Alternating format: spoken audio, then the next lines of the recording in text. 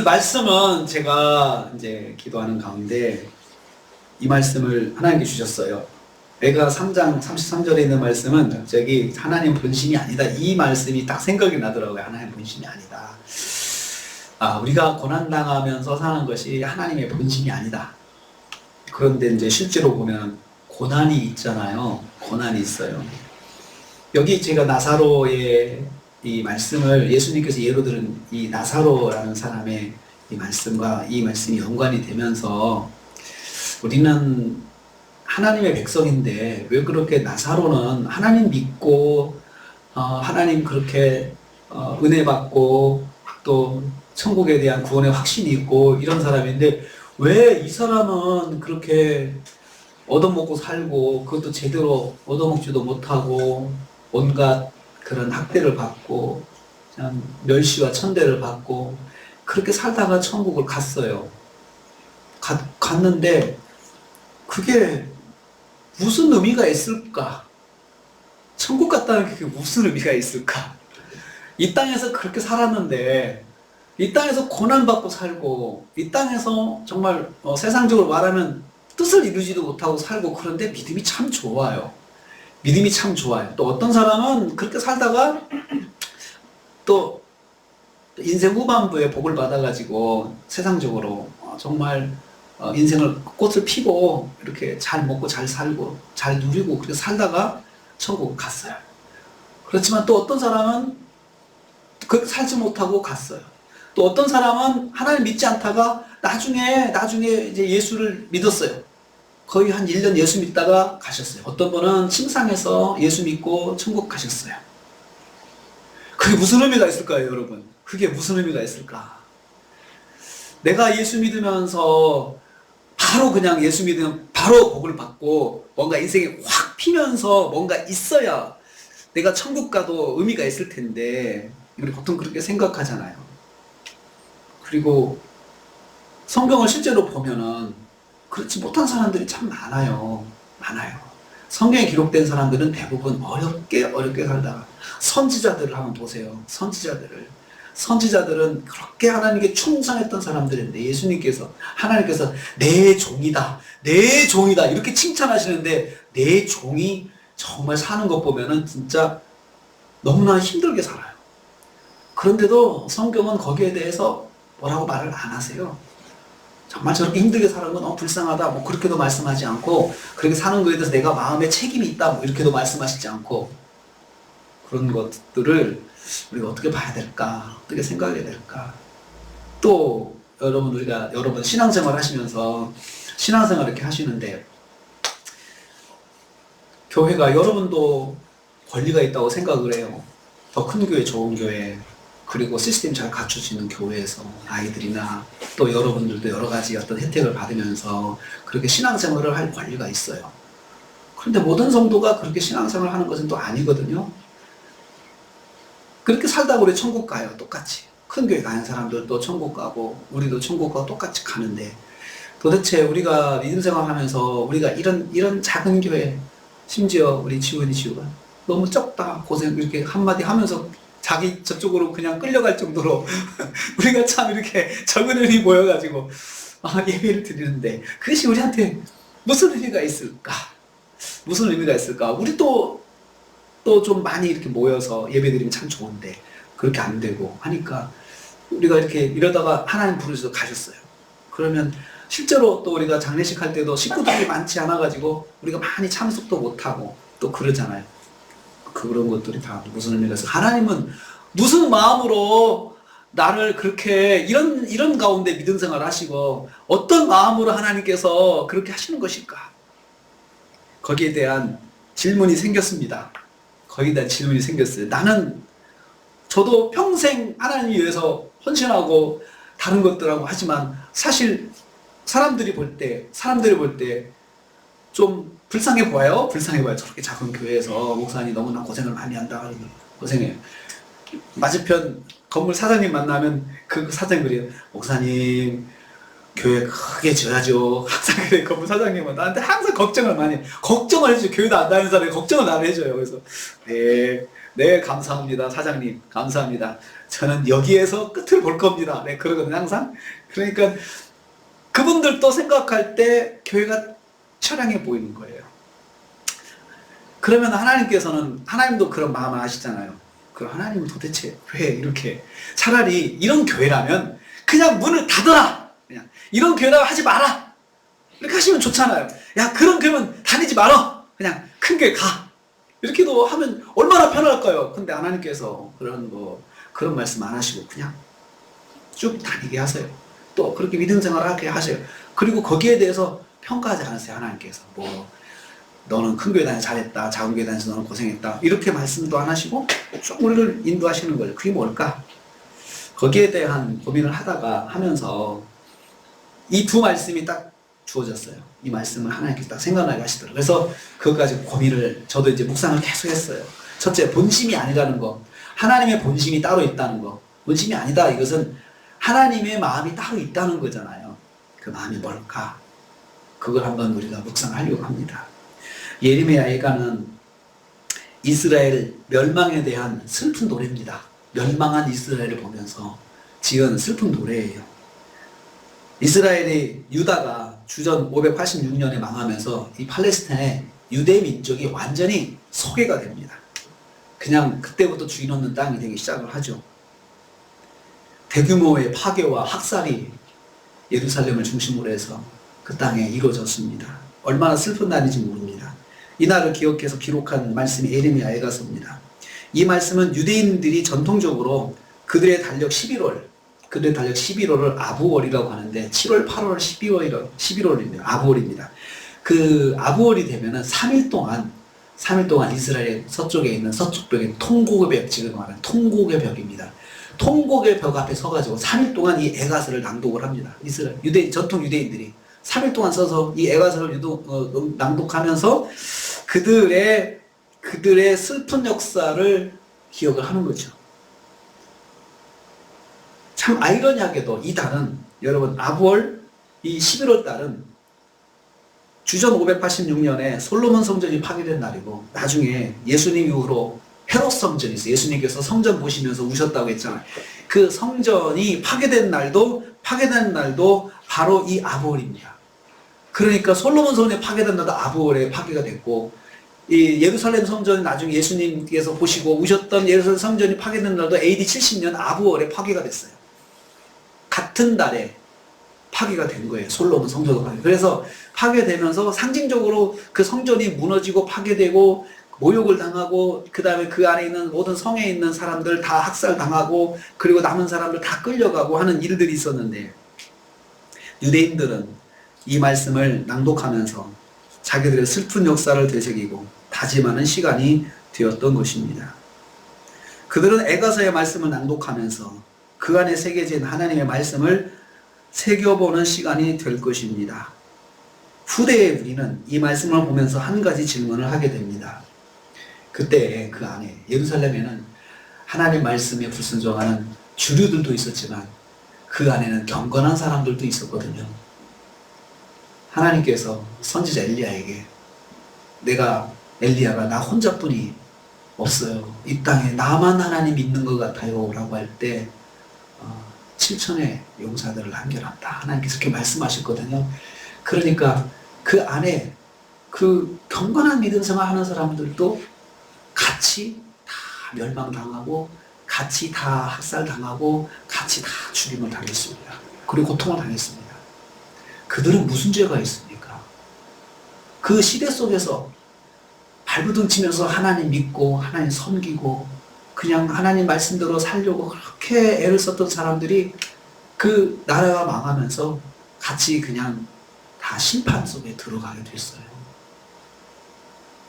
그렇게 사랑하신 그들의 백성, 하나님의 백성, 왜 심판하셨을까? 그렇게 하나님 잘 믿는 사람들은 딱 뽑아내가지고 피난처를 만들어주시면 얼마나 좋을까요? 그때 딱 피난처를 만들어주면서 딱 구별되면 얼마나 좋았을까요? 그러면 봐라, 하나님 잘 믿으니까 이때 하나님께서 이렇게 딱 구원해 주시잖아, 이렇게 이야기할 수 있는데, 그 사람들도 똑같이 다 죽임을 당해요. 고통을 당해요. 심판하시는 그런 사람들을, 백성들을 심판하시는 하나님의 마음은 무엇일까? 이스라엘 백성, 비록 하나님 말씀 불순종했지만 하나님께서 택하셨잖아요. 출애굽하셔가지고 광야 생활에서 구원하시고, 그래서 가나안 땅에 들어가게 하시고, 또 하나님 백성 삼으셔서 그렇게 하나님 말씀 주시고 그렇게 나라를 이루게 하셨잖아요. 근데 하나님 말씀 불순종했다고 해서 이제 심판을 받는데, 그러면 그들은 하나님께서 그 마음은 무엇일까? 그 심판하시는 하나님의 마음은 무엇일까? 전에는 그렇게 사랑한다고 하셔놓고 말을 안 들으니까 그냥 완전히 헌신짝 버리듯이 탁 내팽개쳐 버리시는 것 같은 그런 모습을 보면서 하나님의 진심은 무엇일까? 라고 생각을 합니다. 고민을 합니다. 거기에 대한 답이 하나님의 본심이 따로 있다는 거죠. 여러분 자녀들 혼내시면서 호되게 혼내시면서 매를 들잖아요. 어떤 때는 종아리에 피멍이 들도록 정말 때리지만, 때리는 여러분의 마음이 본심입니까? 피멍 들어서 고통을 당해보라, 그게 여러분의 마음입니까? 아니잖아요. 여러분의 마음은 따로 있잖아요. 내가 이렇게라도 해서 바르게 됐으면 좋겠다, 이렇게라도 해서 정말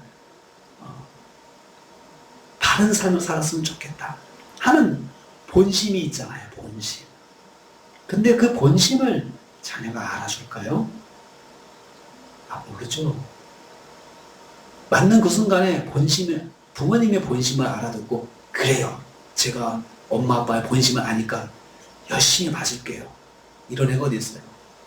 막 섭섭하게 생각하고, 그리고 또 거기에 대해서 마음에 정말 또 내가 커가지고 내가 갚아줄 거야, 또 이런 마음 먹는 사람도 있잖아요.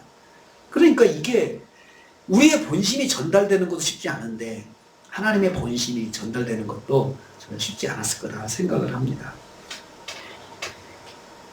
오늘 말씀을 통해서 하나님의 백성에게 걱정과 근심의 일들을 만나게 하시는 하나님의 마음에 대해서 생각해 보고자 합니다. 하나님 백성이 걱정과 근심을 만나게 되는데, 백성도 하나님 자녀라도 그렇잖아요. 거기에 대한 하나님의 마음 무엇일까? 오늘 말씀은 성경에 기록된 하나의 이야기로 시작하겠습니다. 부자와 나사로 이야기입니다.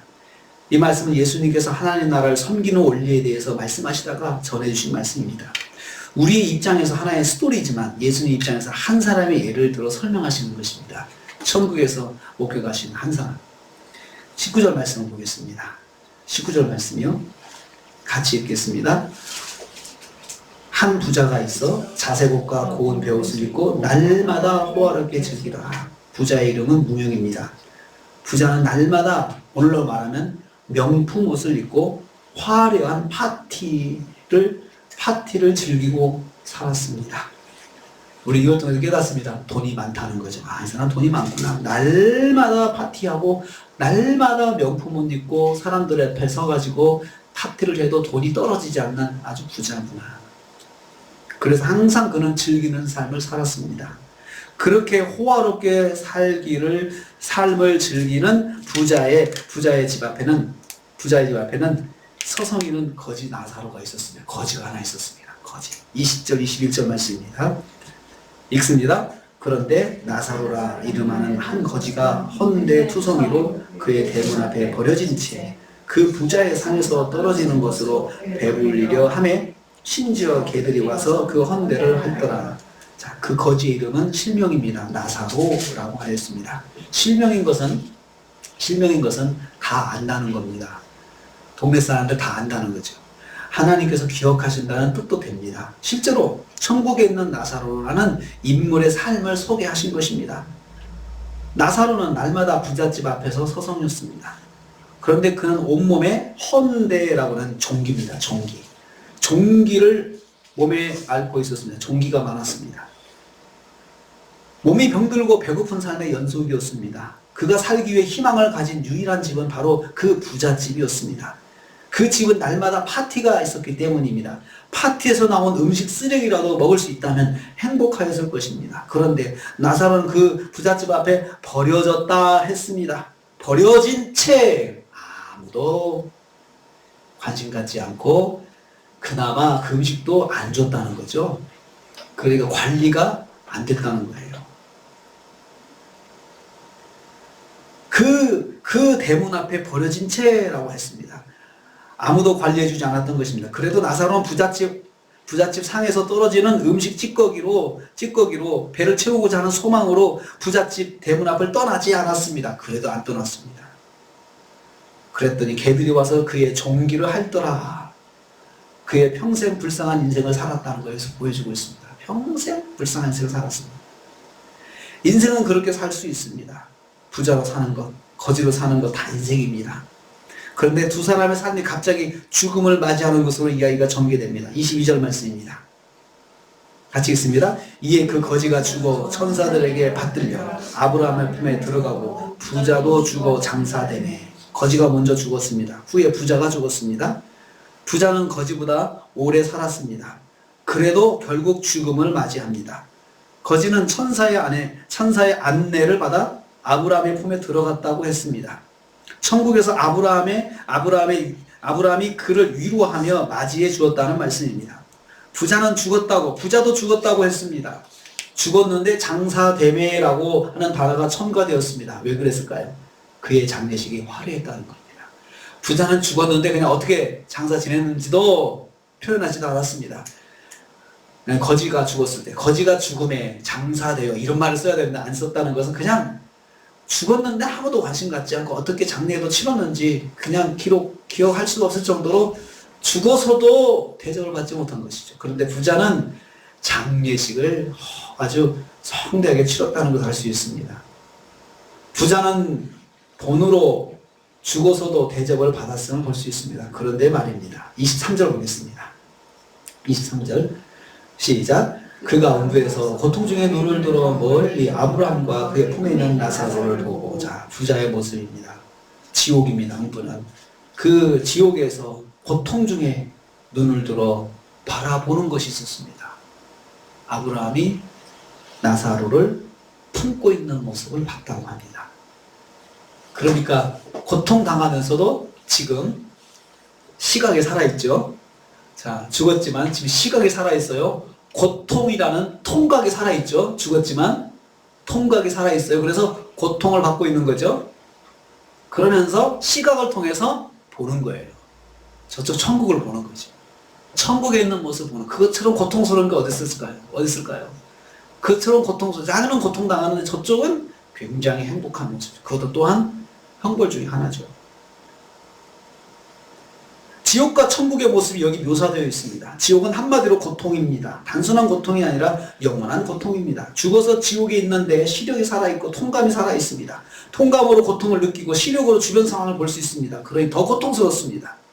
사람이 죽었지만 끝난 것이 아님을 알 수 있습니다. 끝난 것이 아닙니다. 여러분, 끝난 것이 아니고 연속이라는 거죠. 여기서부터 예수를 믿고 내가 살았어요. 거의 70에 죽으신 분이, 70에 별세하신 분이 60세에 69세에 예수를 믿었어요. 그 1년 예수 믿는 것이 무슨 의미가 있습니까? 있습니다. 왜냐하면 연속된다면 의미가 있습니다. 그때부터 계속. 그렇죠? 자, 침상에서 예수님 영접하고 돌아가신 분 있습니다. 제가 그런 분을 한 분 그런 경험이 있습니다. 침상에서 예수님 영접하고 그리고 석 달 후에 돌아가셨습니다. 그런데 그게 무슨 의미가 있을까요? 그것이 끝이라면 의미가 없습니다. 그때 예수 믿는 것이 아무 의미가 없습니다. 그런데 연속성이 있다면 의미가 있습니다. 그때부터 계속해서 천국에서 삶을 산다는 의미가 있는 거죠. 의미가 있는 거죠. 그렇다면 여러분, 하나님 백성이 된다는 것이 무슨 의미가 있을까요?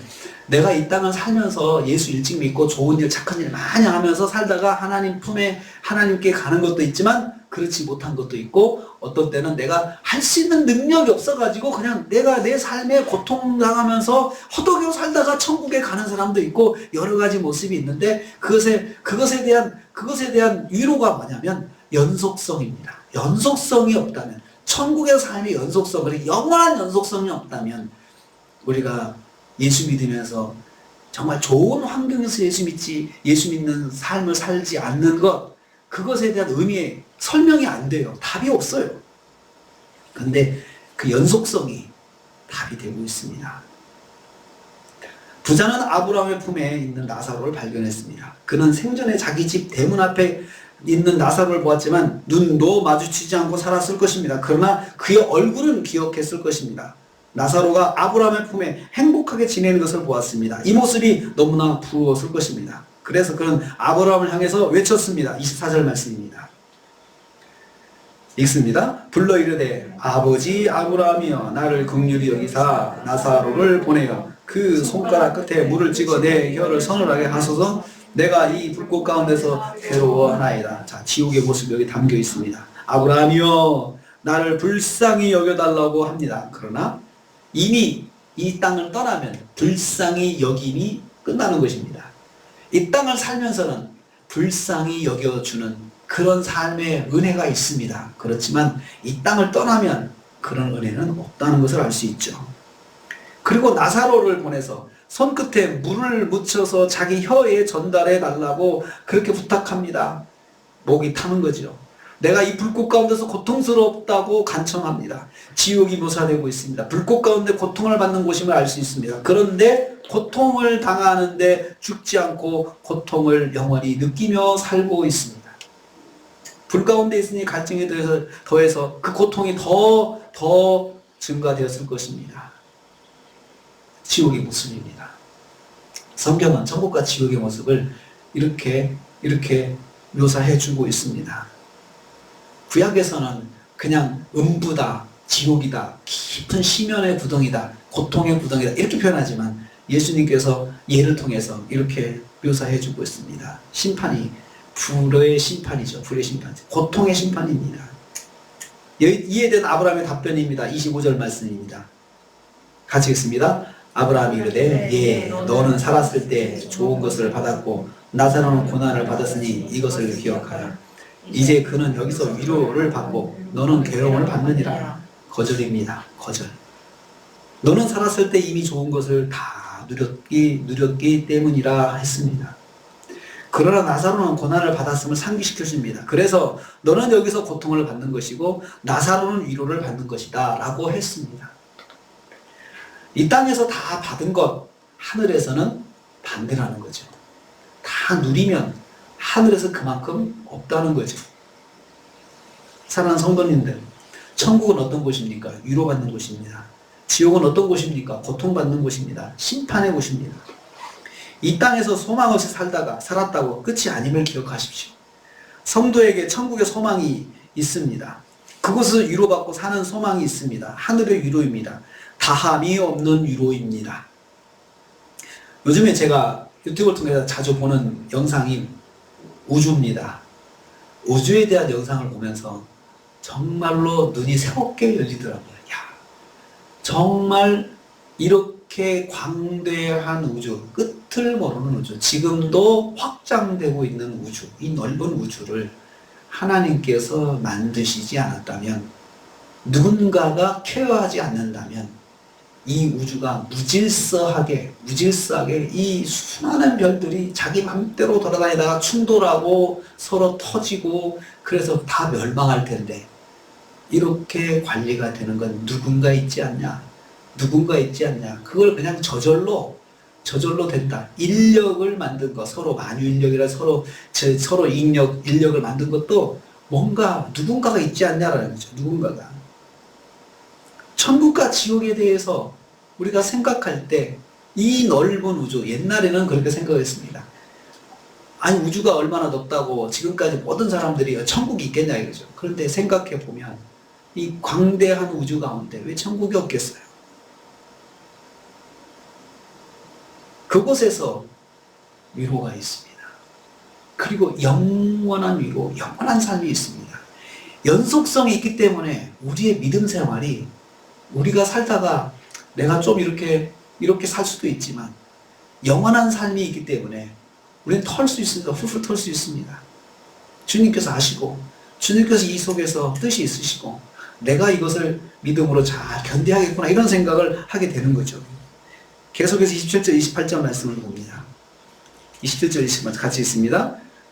이르되 그러면 아버지여 구하노니 나사로를 내 아버지의 집에 보내소서. 내 형제 5이 있으니 그들에게 증언하여 그들로 이 고통받는 곳에 오지 않게 하소서. 부자가 다시 간청합니다. 그러면 나사로를 내 아버지 집에 보내주세요. 내 형제들이 있는데 형제들에게 이곳에 오지 말라고 증언하게 해달라고 합니다. 안타까움이 여기 있습니다. 부자의 안타까움. 왜 안타까울까요? 다 보니까 안타까운 거죠.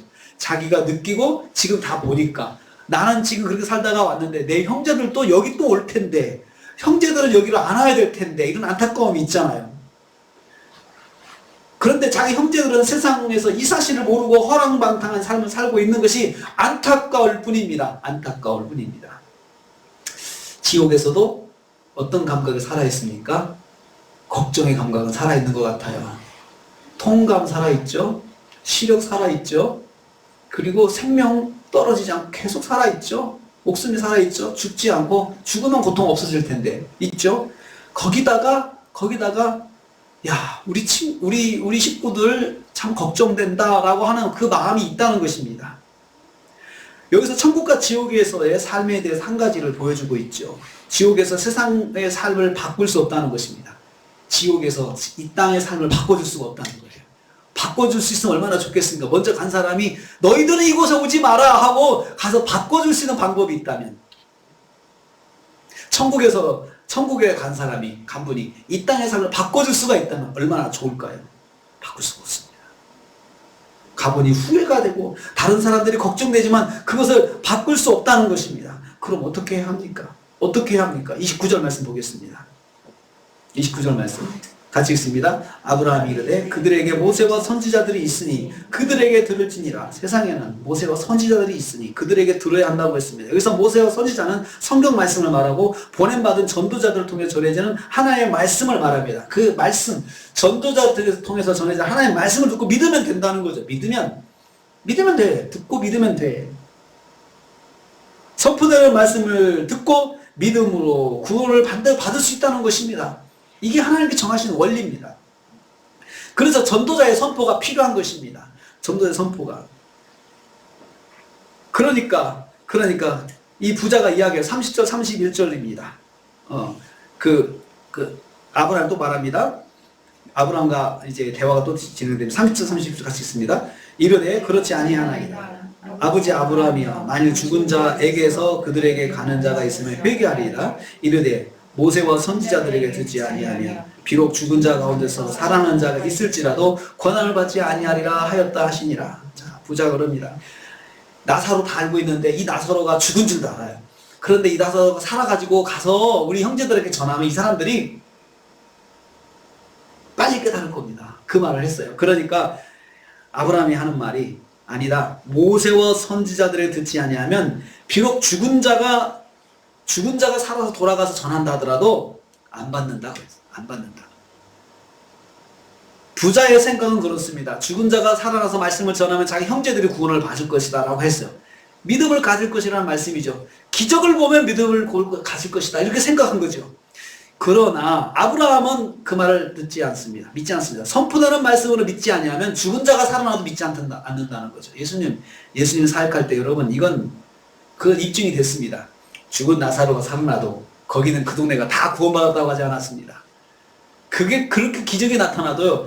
말씀을 듣고 믿지 않는 사람은 그 기적이 일어나 믿지 않는다는 거예요. 말씀을 듣고 믿지 않는 사람. 우리는 그렇게 생각하죠. 기적이 일어나면 이 사람이 암이 고침을 받으면 이게 믿을 것이다 라고 생각하잖아요. 그렇지 않다는 거예요. 하나님께서 인생을 만드셨잖아요. 우리 오장육부를 다 아시잖아요. 그래서 아셔요. 선포된 말씀으로 믿지 않으면 기적이 일어나도 믿지 않는다.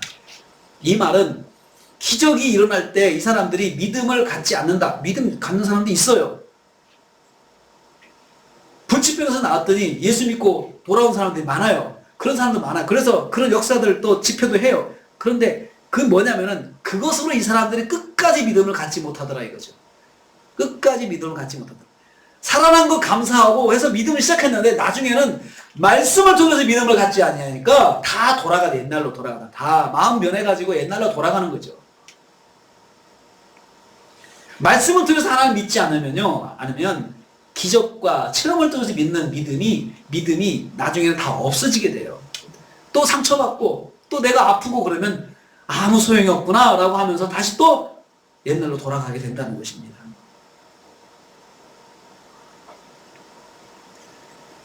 예수님 사회 현장에서 죽은 나사로가 살아나도, 회당장 야이로의 딸이 살아나도, 예수님이 부활하셨어도 유대 땅이 다 예수님 믿지 않았습니다. 사랑하는 성도님들, 저는 이 말씀에서 거지 나사로의 인생을 생각해 보았습니다. 천국 갈 사람이고 하나님의 백성인데 좀 폼나게 살게 하셨으면 얼마나 좋았을까 하는 아쉬움이 생깁니다. 왜 하나님은 거지 나사로를 부잣집 앞에서 불쌍한 모습으로 살게 하셨을까요? 천국 백성인데 하나님을 믿지 않는 사람들 집 앞에서 그렇게 구걸하면서 살게 하셨을까요? 하나님을 믿지만 거지로 살았던 인생과 하나님을 믿지 않았지만 부자로 살았던 인생을 비교하고 있습니다. 최종적으로 영원한 삶으로 들어갔을 때 누가 만족함을 느낄 수 있을까요? 인생에 대해서. 영원한 삶으로 들어갔을 때 한 사람은 지옥으로, 한 사람은 천국으로 영원한 삶으로 들어갔을 때 거기서 영원한 삶 가운데서 누가 만족함을 느끼며 살 수 있을까요? 자기의 인생에 대해서.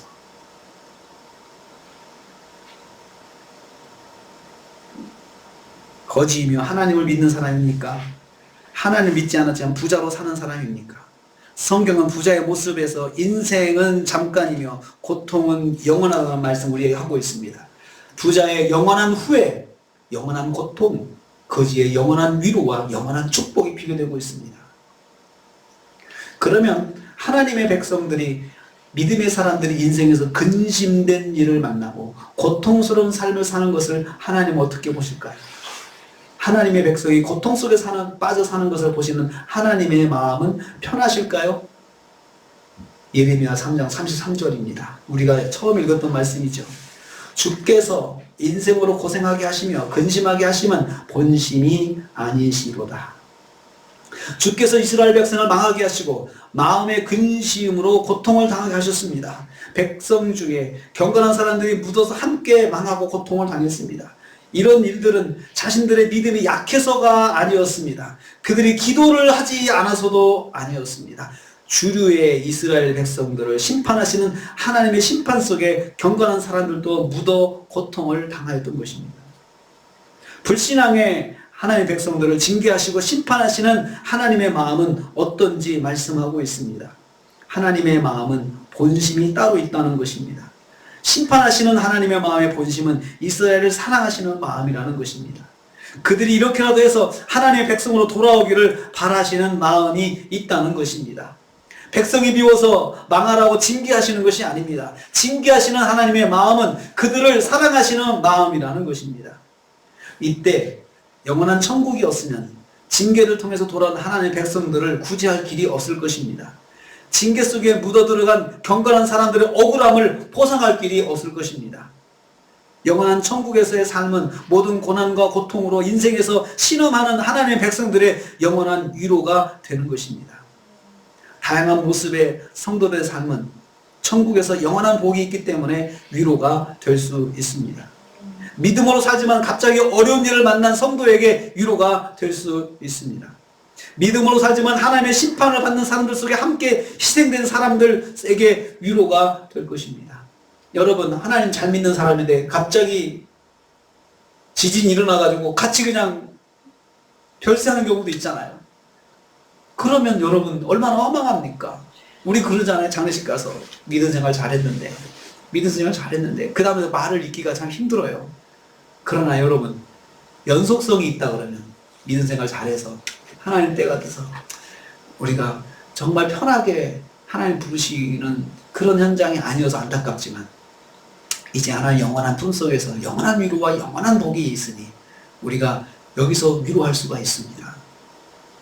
믿음으로 살지만 거지 나사로처럼 좀처럼 인생을 펴지 못하고 삶을 마감한 성도에게 위로가 될 수 있습니다. 그렇게 살아도 그가 별세했을 때 영원한 축복이 있다고 하는 거죠.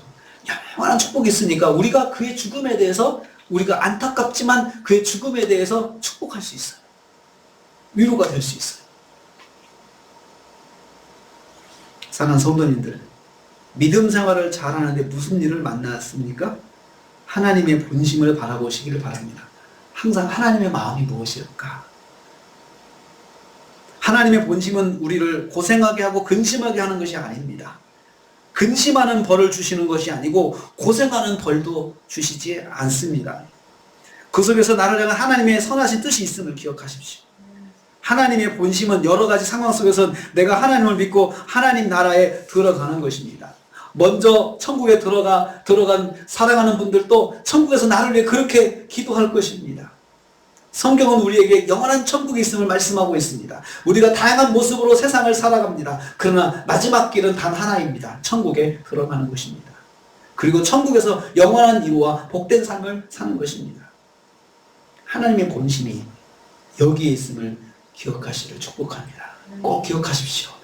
내가 이런 일을 만난 것은 하나님의 마음은 내가 하나님과 더 가까이 가고 그래서 하나님을 의지하고 또 천국에 대한 소망을 가지고 내가 지금 또 하나님을 더 순종하면서 말씀에 순종하면서 사는 것이 하나님의 마음입니다. 이스라엘을 향해서 선지자들을 통해 주신 메시지들이 다 그거였습니다. 심판을 선포하시면서 하나님의 마음은 돌아오라는 것이었습니다. 그리고 나와 함께 삶을 살면서 내 말씀 통해서 하나님의 복을 받기를 바라는 것, 이것이 하나님께서 항상 바라시는 것이었습니다. 사랑하는 성도님들, 우리가 무슨 일을 만났을 때 본심을 찾는 것이 참 중요합니다. 저 사람의 본심은 뭘까?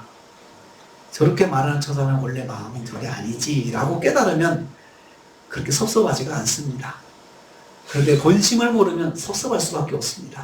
우리도 신앙생활하면서 하나님의 본심을 만나지 않으면 내가 처한 상황에 섭섭할 수밖에 없습니다.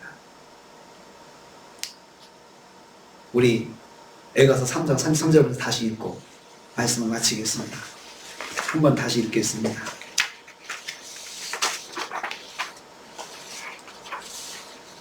같이 읽습니다. 시작. 주께서 인생으로 고생하게 하시며 근심하게 하시면 본심이 아니시로다. 아멘. 기도하겠습니다. 주님, 오늘 우리에게 천국을 보여주시고 하나님의 본심에 대해서 말씀해 주셨습니다. 우리 인생이 세상에서 끝이 아니고 영원한 천국으로 이어지는 것임을 알게 하시니 감사합니다. 세상에서 다양한 모습으로 살아가지만 마지막에는 오직 한 길, 천국에 들어가는 것임을 믿게 하옵소서. 그래서 지금 내가 살면서 만나는 근심과 고통이 하나님의 본심을 알게 하옵소서. 본심이 아님을 알게 하옵소서. 예수님의 이름으로 기도하옵나이다. 아멘.